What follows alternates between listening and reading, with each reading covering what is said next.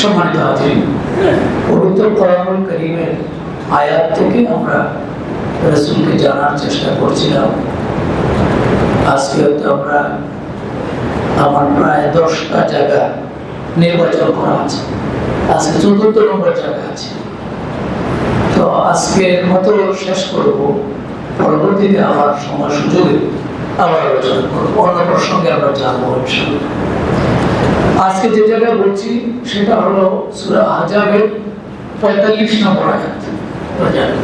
শুরুতে আমরা বলেছিলাম সূরা বাকারা 129, এরপরে সূরা আলে ইমরান 159, সূরা তাওবা 40 নম্বর, এখন আছি সূরা আহজাব 45 নম্বর।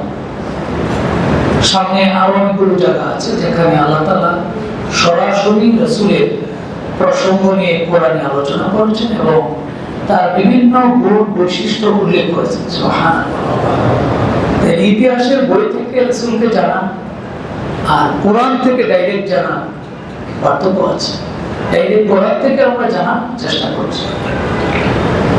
আহজাবের 45 নম্বর আয়াতে যেখানে রাসূলুল্লাহ সাল্লাল্লাহু আলাইহি ওয়াসাল্লামের 5টি পরিচয় আল্লাহ তাআলা দিয়েছেন। ইয়া আইয়ুহান নবী, হে নবী, ইন্না আরসালনাকা শাহিদান, আমি আপনাকে শাহিদ করে পাঠিয়েছি। শাহিদ অর্থ কি জানেন?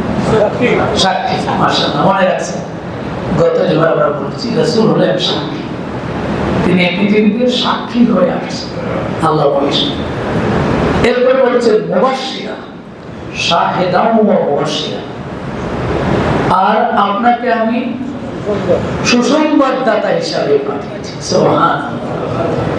আমাদের রাসূলের পরিচয় হলো তিনি সাক্ষী এবং তিনি সুসংবাদদাতা। কিসের সুসংবাদদাতা? জান্নাতের। মুবাশশির বিল জান্নাহ, জান্নাতের সুসংবাদ তিনি দিয়েছেন। এমনকি নাম ধরে ধরে তিনি বলেছেন ওয়াবাকুম জান্নাতি, যেমন আশারা মুবাশশারা 10 জন জান্নাতের সুসংবাদ দিয়েছেন, নাম ধরে ধরে 10 জনের আমরা গত জুমায় বলেছি। তিনি নাম ধরে বলেছেন হাসান হুসাইন রাদিয়াল্লাহু তাআলা, বলেছেন আল হাসান ওয়াল হুসাইন শাবাব মিন আহলিল জান্নাহ, সাইয়্যিদা শাবাব আহলিল জান্নাহ, জান্নাতের যুবকদের সর্দার। সুবহানাল্লাহ। এভাবে নাম ধরে বলেছেন। হযরত বিলাল রাদিয়াল্লাহু তাআলা মুখে তিনি জান্নাতি বলে ঘোষণা দিয়েছেন। সুবহানাল্লাহ। কালো মানুষ না সুন্দর মানুষ? কালো। সেই কালো আর সুন্দর বিষয় না, আল্লাহর পছন্দনীয় বান্দা ছিলেন, এই জন্য রাসূলুল্লাহ সাল্লাল্লাহু আলাইহি ওয়াসাল্লাম তাকে জান্নাতের সুসংবাদ দিয়েছেন। সুবহানাল্লাহ। তিরমিজি 3699 নম্বর হাদিস, হাদিসটি আবু হুরায়রা বর্ণনা করেন। তিনি বলেন আসবাহা রাসূলুল্লাহ সাল্লাল্লাহু আলাইহি ওয়াসাল্লাম ফাদাআ বিলাল, আল্লাহ রাসূল একদিন সকালবেলা বিলালকে ডাকলেন। ফাকালা ইয়া বিলাল, রাসূল বললেন হে বিলাল, বিমা সাবাকতানি ইলাল জান্নাতি মা দাখালতুল জান্নাতা ইল্লা সামি'তু খাশাতাকা আমাম। বিলালকে ডাক দিয়ে বলে বিলাল, তুমি কোন আমলের কারণে আমার আগে আগে জান্নাতে আসো? সুবহানাল্লাহ। আমার সামনে তুমি হাঁটছো জান্নাতে, সামি'তু খাশাতাকা, আমি তোমার জুতার পায়ের শব্দ শুনেছি। সুবহানাল্লাহ। পায়ের জুতার আওয়াজ আমি শুনেছি, আমার সামনে তুমি হাঁটতেছো, কি কারণে বলো দেখি? দাখালতুল বারিহা আল জান্নাহ, রাসূল বলেন আমি গত রাতে জান্নাতে প্রবেশ করেছি। ফাসামি'তু খাশাতাকা আমি তোমার পায়ে যে জুতার আওয়াজ, সেই জুতার আওয়াজ শুনেছি। সুবহানাল্লাহ। সুবহানাল্লাহ কয় না? فأتيت على قصر مربع مشرف من ذهب, রাসূল বলেন আমি জান্নাতে স্বর্ণ নির্মিত সুউচ্চ বর্গাকৃতির একটি প্রাসাদের কাছে গেলাম। সুবহানাল্লাহ। ফাকুলতু, গিয়ে জিজ্ঞাসা করলাম লিমান হাযাল কাসর, এই প্রাসাদটা কার জন্য বানানো হয়েছে? ফেরেশতাদেরকে জিজ্ঞাসা করলাম। ফাকালু, ফেরেশতারা বললেন লিরাজুলিন মিনাল আরব, আরব দেশের একজন মানুষের জন্য। সুবহানাল্লাহ। ফাকুলতু আনা আরাবী, রাসূল বললেন আমি তো আরবী। কার জন্য বানানো হয়েছে বলে? আমি তো আরবী মানুষ। লিমান হাযাল কাসব, এই প্রাসাদ কার জন্য বানানো হয়েছে? ক্বালু, এবার ফেরেশতারা বললেন লি রাজুলিন মিন কুরাইশ, কুরাইশদের একজন ব্যক্তির জন্য বানানো হয়েছে। সুবহানাল্লাহ। কত আনা কুরাইশি, রাসূল বললেন আমি তো কুরাইশি। কার জন্য বানানো হয়েছে? লিমান হাযাল কাসব, এই প্রাসাদ কার জন্য বানানো হয়েছে? ক্বালু, এবার ফেরেশতারা বললেন লি রাজুলিন মিন উম্মতি মুহাম্মদ, মুহাম্মদ সাল্লাল্লাহু আলাইহি ওয়াসাল্লামের একজন উম্মতের জন্য। সুবহানাল্লাহ। বলতো রাসূল বলে আনা মুহাম্মদ, মুহাম্মদের উম্মতের জন্য বানানো হয়েছে, আমি তো মুহাম্মদ। কার জন্য বলেন? লিমান হাযাল কাসর, এই প্রাসাদ কার জন্য বানানো হয়েছে? কালু, এরা ফেরেশতারা বলেন লি উমর ইবনে খাত্তাব, ওমর ইবনে খাত্তাবের জন্য এই প্রাসাদ বানানো হয়েছে। সুবহানাল্লাহ। আশাদু ফি আমরিল্লাহ ওয়া রাসূল ওমরের ব্যাপারে বলতে আল্লাহর দ্বীনের কোন বিধানের ব্যাপারে ওমর খুব কঠোর। আল্লাহর বিধান লঙ্ঘিত হবে, মানা হবে না, এটা ওমর সহ্য করতে পারতেন না। এরকম ছিল ওমর। এই ওমরের জন্য এই প্রাসাদ বানানো। ফাকাল বিলাল, এবার বিলাল বললেন ইয়া রাসূলুল্লাহ, হে আল্লাহর রাসূল, মা আযানতু কাত্তু ইল্লা সাল্লাইতু রাকাতাইন। হুজুর, আমার একটা অভ্যাস যে আমি তো আযান দেই মসজিদে, আমি যখনই আযান দিয়েছি আযানের পরে আমি 2 রাকাত নামাজ আদায় করেছি। সুবহানাল্লাহ। এটা আমার অভ্যাস। ওমা আসাবানি হাদাসুন কাত্তু ইল্লা তাওয়াত্তাতু ইনদাহা। আরেকটা অভ্যাস হলো আমার, যখনই আমার ওযু ছুটে যেত তখন আমি আবার ওযু করে নিতাম। সুবহানাল্লাহ। ফুল টাইম ওযুর সাথে থাকতাম।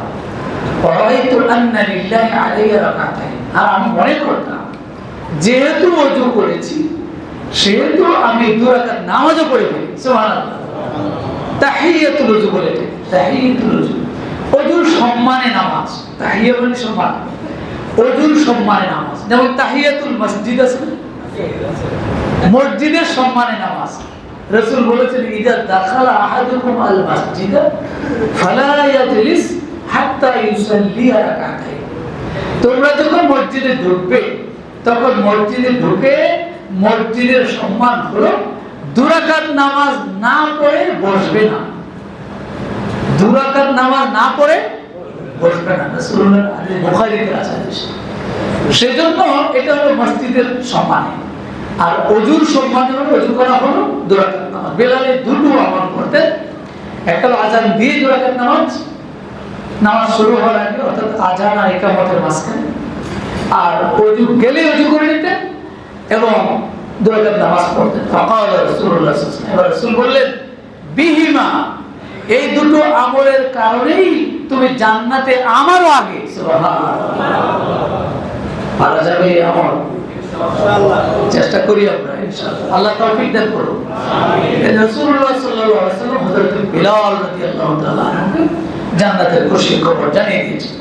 আরো এছাড়া রাসূলুল্লাহ সাল্লাল্লাহু আলাইহি ওয়াসাল্লাম আম্মার ইবনে ইয়াসার, মানে খুব নির্যাতিত সাহাবা, অনেক নির্যাতিত থাকে না, আর অনেক সময় বলি জীবন্ত শহীদ, মারতে মারতে শরীরের দেহ ছিন্ন ভিন্ন করে ফেলেছে। এখনো এই দুনিয়া আছে না? নাই। এমন মারামারি মেরে শেষ করে দিয়েছে। এই আম্মার ইবনে ইয়াসারের পরিবারকে, আম্মারকে, তার ছেলে মেয়ে, তার স্ত্রী, এদেরকে মারতে মারতে তার মনিবেরা ইসলাম গ্রহণ করার কারণে ছিন্ন ভিন্ন করে ফেলেছে। রাসূলুল্লাহ সাল্লাল্লাহু আলাইহি ওয়াসাল্লাম তাদের পাশ দিয়ে যাচ্ছিলেন। মাররাবি আম্মার ইবনে ইয়াসার ওয়া আহলিহি, আম্মার এবং তার পরিবারের পাশ দিয়ে রাসূল যাচ্ছেন। আল্লাহর দ্বীন গ্রহণ করার কারণে তাদেরকে এরকম শাস্তি দেওয়া হচ্ছে। সেই অবস্থায় রাসূল যাচ্ছেন আর বললেন আবশিরু আলা ইয়াসার মাওইদাকুমুল জান্নাহ, হে ইয়াসিরের পরিবার, তোমরা সুসংবাদ গ্রহণ করো, তোমাদের জন্য রয়েছে প্রতিশ্রুত জান্নাত। নাম বলে ঘোষণা দিয়ে দিলেন যে তোমাদের জন্য জান্নাতের সুসংবাদ রয়েছে। রাসূলুল্লাহ সাল্লাল্লাহু আলাইহি ওয়াসাল্লামকে মুবাশশির এজন্য বলা হয়েছে যে তিনি মানুষদেরকে জান্নাতের সুসংবাদ দিলেন। হুদায়বিয়ার সন্ধির সময়ে যারা রাসূলের হাতে হাত রেখে বাবলা গাছের তলায়, গাছের নিচে বায়াত গ্রহণ করেছিলেন, কিসের বায়াত? সে বায়াত ছিল হযরত উসমান রাদিয়াল্লাহু তাআলা আনহুর হত্যার বদলা।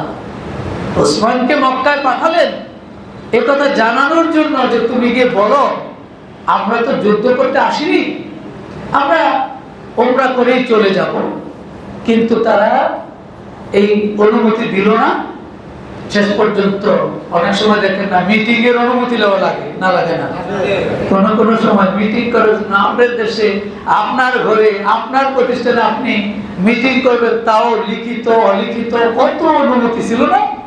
এখন কিছুটা আপাতত একটু অনুমতি ছাড়াও চালানো যায়। তো রাসূলুল্লাহ সাল্লাল্লাহু আলাইহি ওয়াসাল্লাম উসমানকে পাঠালেন তাদের কাছ থেকে বলো যে আমরা শুধু যুদ্ধ করতে আসিনি, আমরা ওমরা করে চলে যাব। তারা বলল না, ওমরা করা যাবে না। খবর চলে গেল যে উসমানকে আটকিয়ে ফেলেছে, আটকাইয়া রেখেছে এবং হত্যা করে ফেলেছে। এই খবর যখন রাসূলের কাছে হুদায়বিয়া গেল, সব সাহাবীদের ডাক দিয়ে বায়াত নিলেন যে আমরা উসমান হত্যার বদলা না নিয়ে যাব না। সাহাবায়ে কেরাম সে বায়াত শামিল হলেন। আল্লাহ রাসূল সেই বায়াতপ্রাপ্ত ব্যক্তিদের ব্যাপারে ঘোষণা দিলেন। তিরমিজিতে হাদিস 3860।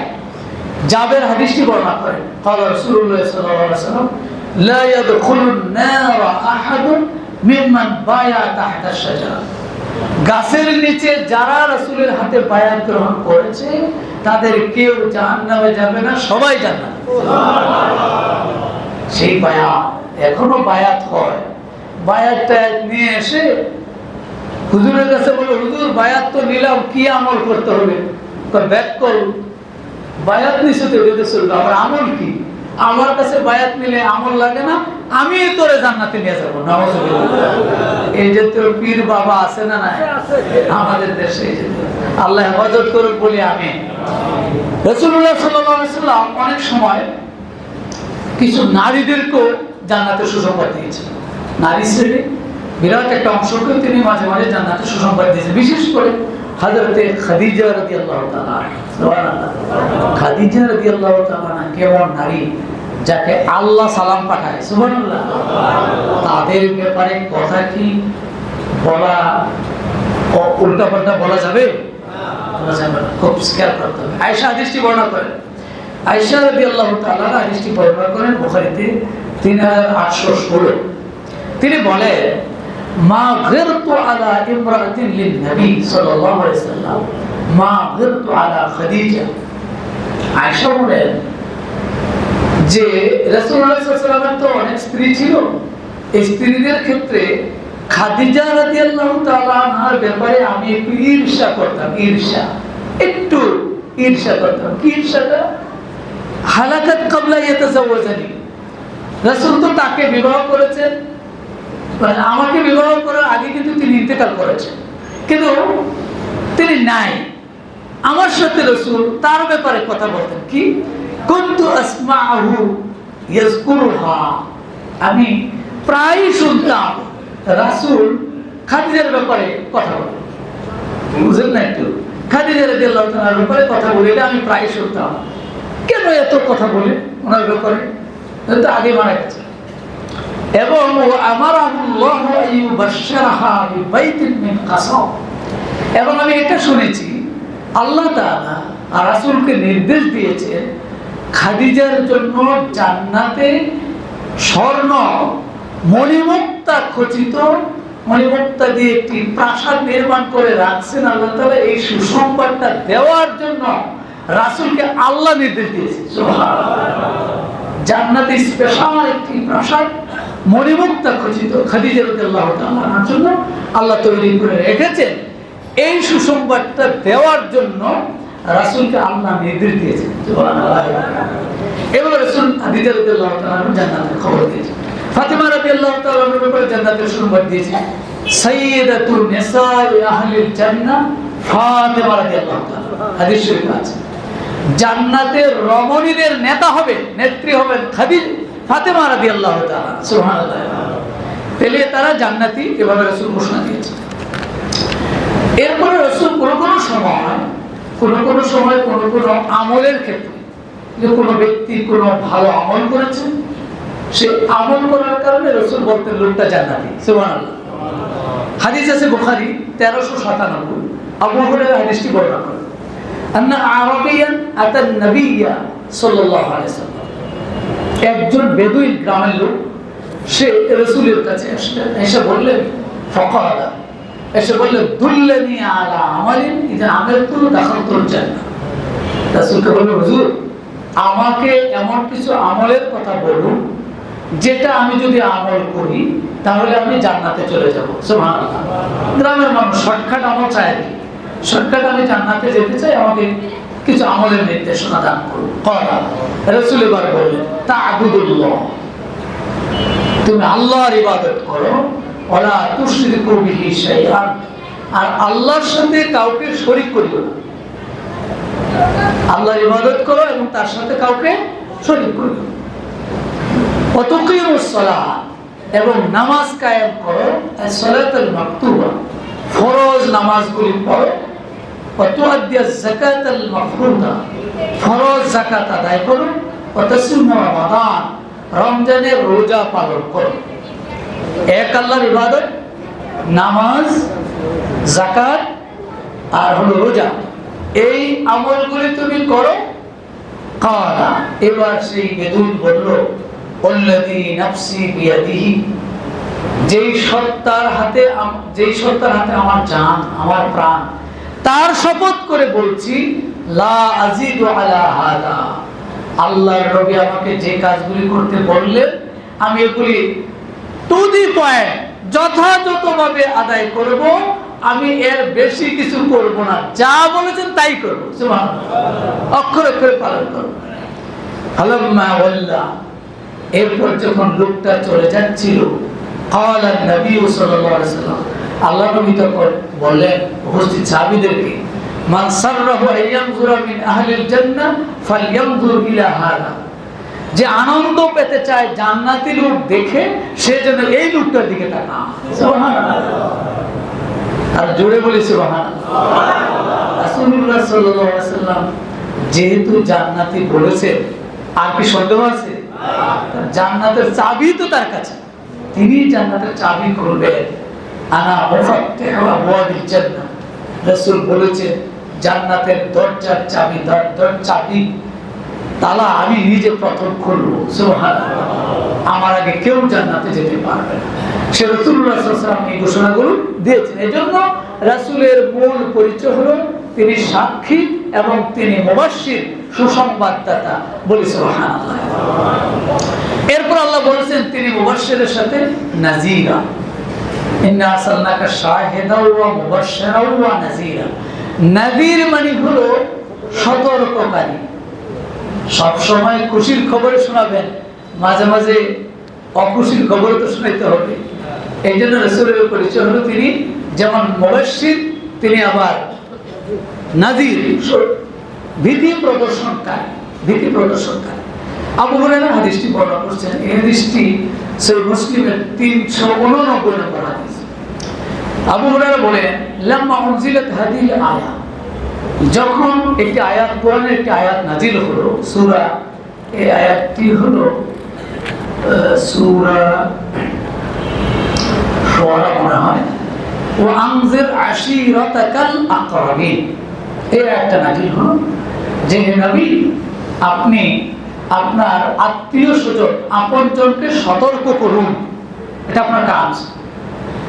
এই আয়াতটা যখনই নাজিল হলো, দাআ রাসূলুল্লাহ সাল্লাল্লাহু আলাইহি ওয়াসাল্লাম কুরাইশ, আল্লাহ রাসূল কুরাইশদের সভাকে ডাকলেন, দাওয়াত দিলেন, ফাজতামাউ, সবাই একত্রিত হলো, আম্মা ওয়া খাসসা, যারা সাধারণ লোক ছিল তারাও আসলো, সমাজের নেতৃস্থানীয় লোক সবাই আসলো, এই দাওয়াতে আসলো।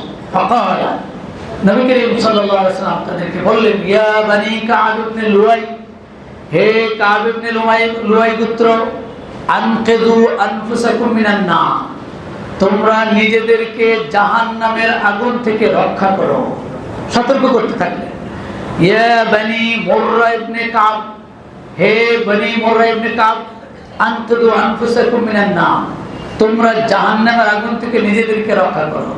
ইয়া বনি আব্দুল শামস, হে বনি আব্দুল শামস, আনতুদু আনফুসাকুম মিনান নার, জাহান্নামের আগুন থেকে নিজেদেরকে রক্ষা করো। ইয়া বনি আব্দুল মানাফ, হে বনি আব্দুল মানাফ, আনতুদু আনফুসাকুম মিনান নার, জাহান্নামের আগুন থেকে নিজেদেরকে রক্ষা করো।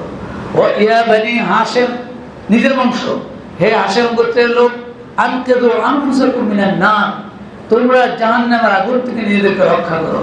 ইয়া বনি আব্দুল মুত্তালিব, হে আব্দুল মুত্তালিবের বংশধর, আনতুদু আনফুসাকুম মিনান নার, তোমরা জাহান্নামের আগুন থেকে নিজেদেরকে রক্ষা করো।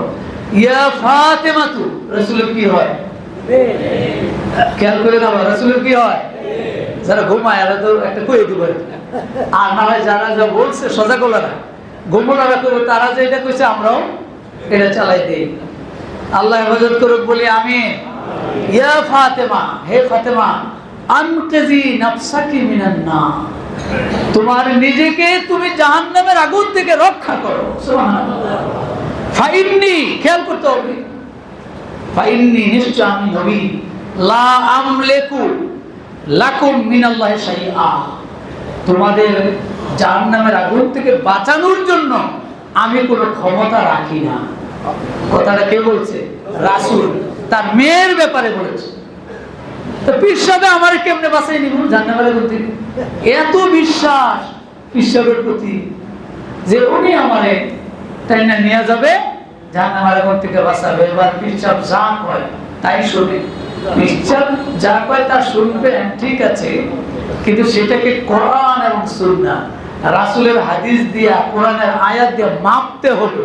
মাইপা ঠিকঠাক হলে না মানবো, না হলে মানবো না, মানা যাবে না। সেই জন্য খেয়াল করতে হবে। রাসূল যদি ফাতেমার ব্যাপারে কথা বলতে পারে, লা আমলিকু লাকুম মিনাল্লাহি শাইআ, আমি এই আগুন থেকে বাঁচানোর জন্য কোনো ক্ষমতা রাখি না, তোমার আমল তোমাকে করতে হবে। তুমি যদি আমল না করো আর শুধু আমার পরিচয় দাও, আমার পরিচয় চলবে না।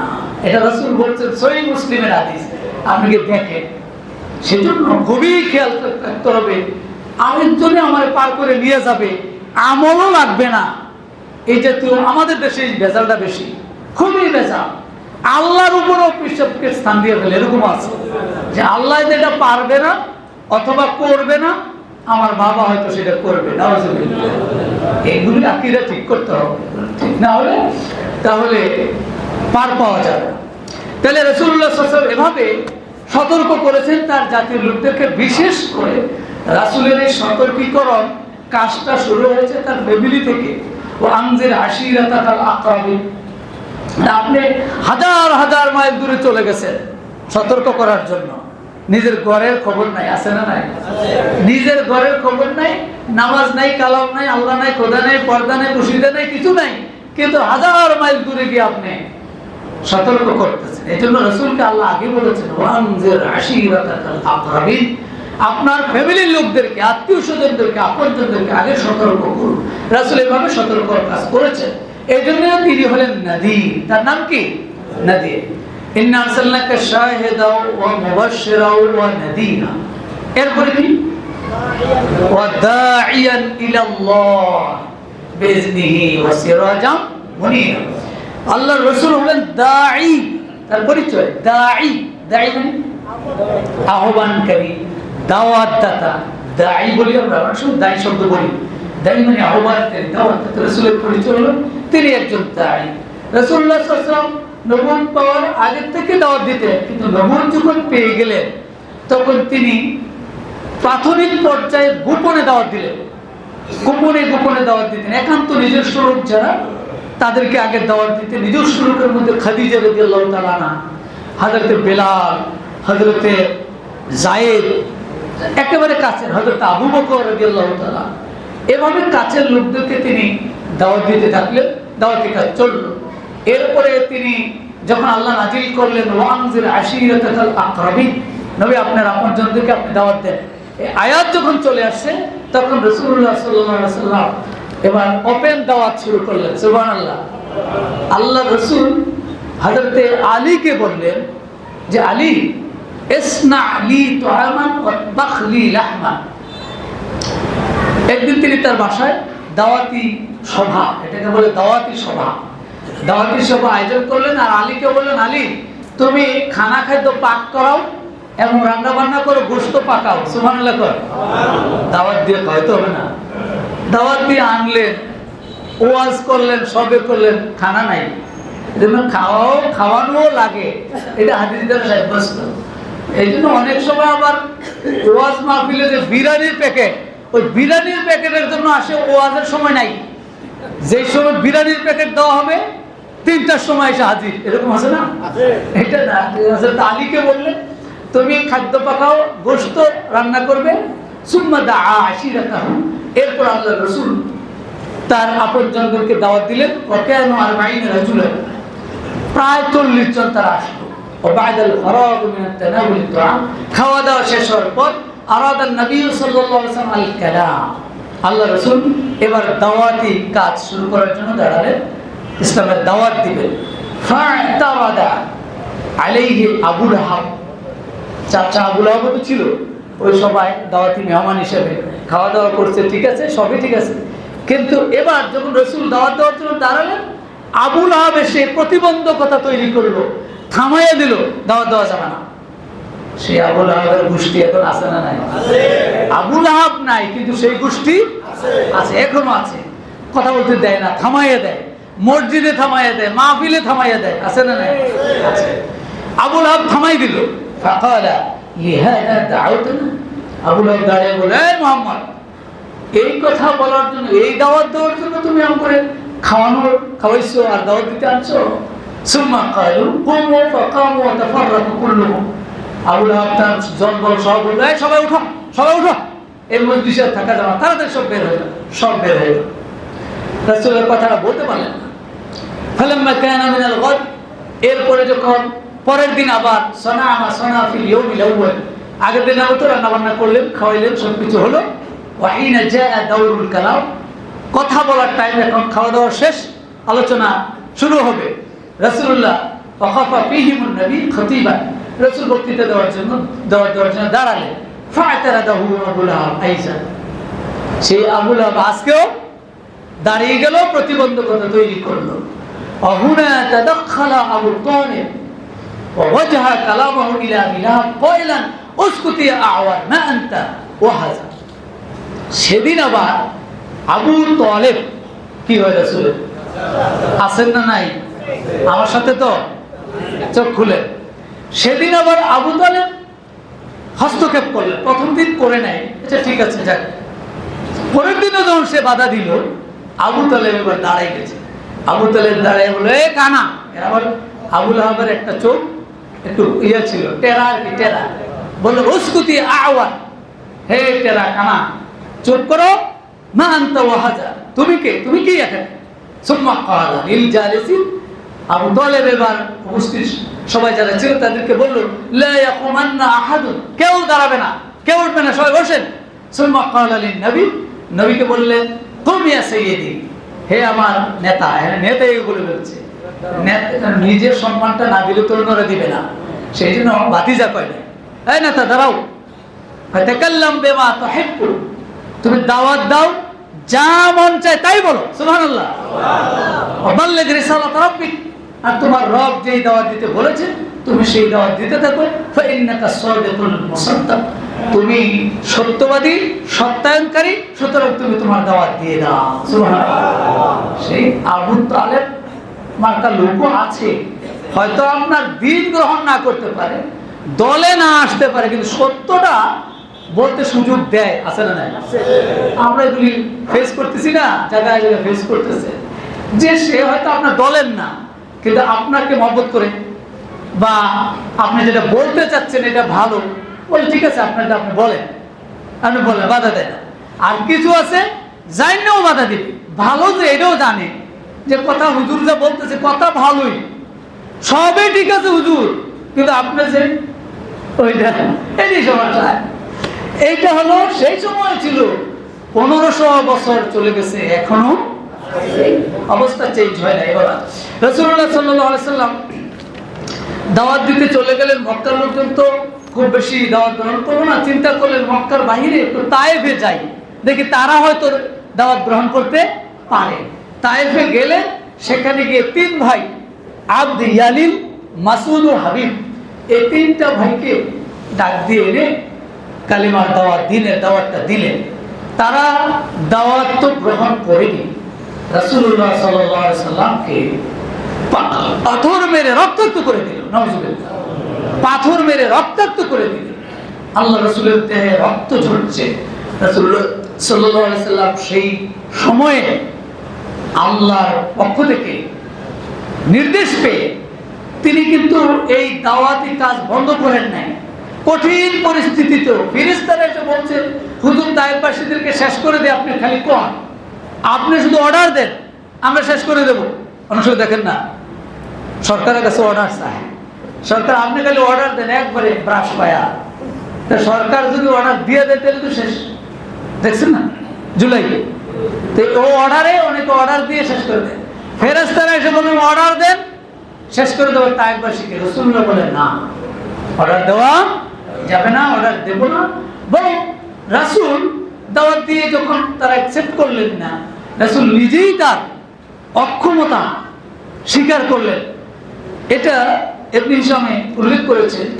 তিনি তার থেকে একটু দূরে এসে মোনাজাত করলেন, একটা কঠিন মোনাজাত, এটাকে দাওয়াতুল মুস্তাদআফিন বলা হয়। কঠিন একটা মোনাজাত করলেন, আল্লাহুম্মা, হে আল্লাহ, ইলাইকা আশকু দু'ফা কুওয়াতি, আল্লাহ আমি তো দাওয়াতের কাজে আসছি, আসলে আমি দুর্বল। সুবহানাল্লাহ বলেন।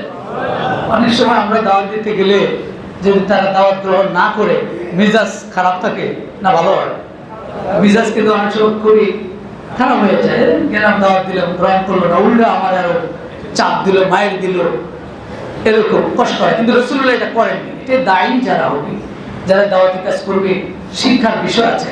রাসূল দোয়া করলেন, আল্লাহ আশকু দু'ফা কুওয়াতি ওয়া কিল্লাতি হিলাতি ওয়া হাওয়ানি আলা الناس ইয়া আরহামার রাহিমিন আনতা রাব্বুল মুস্তাদআফিন ওয়া আনতা রাব্বি ইলা মান তাকিলুনি ইলা বাঈদিন ইয়াতাজাহামুনি আও ইলা আদুবিন মালাকতু আমরি ইল্লাম ইয়াকুন বিকা আলাইয়া গাদাবুন ফালা উবালি ওয়ালাকিন আফিয়াতুন হিয়া আওসাউ লি আউযু বিনূরি ওয়াজহি الذي أشرقت له الظلمات وصلوا عليه أمر الدنيا والآخرة من أن تنزل بي غضبك أو يحل علي سخطك لك الغضب حتى ترضى ولا حول ولا قوة إلا بك। এবার একটা চমৎকার দোয়া আল্লাহ রাসূল করলেন, আল্লাহ আমি দুর্বল, আমি সম্বলহীন, আমার দুর্বলতা আছে, আমি আপনার কাছে ফরিয়াদ করি, আল্লাহ আপনি যদি আমার প্রতি সন্তুষ্ট থাকেন, এই কষ্ট আমার কোনো কষ্ট না। সুবহানাল্লাহ বলেন। আল্লাহ সন্তুষ্ট না, আপনি যদি সন্তুষ্ট থাকেন, এই কষ্ট আমার কষ্ট না। আল্লাহ বলি আমি এগুলি কোনো পরোয়া করি না। আজকে তারা গ্রহণ করে নাই, হয়তো এক সময় গ্রহণ করতে পারে, তারা করে না, আরেক মহল্লার লোক গ্রহণ করবে। সুতরাং আমি এই দাওয়াত থেকে সরে যাব না, আল্লাহ আপনি শুধু আমার প্রতি রাজি থাকুন। সুবহানাল্লাহ। এবার আল্লাহর কাছে দোয়া করলেন। রাসূলুল্লাহ সাল্লাল্লাহু আলাইহি ওয়াসাল্লাম দাওয়াত এই কাজ যখন করতে থাকলেন, একদিন রাসূল বাজারে গেলেন। হযরতে রবিয়া ইবনে আব্বাদ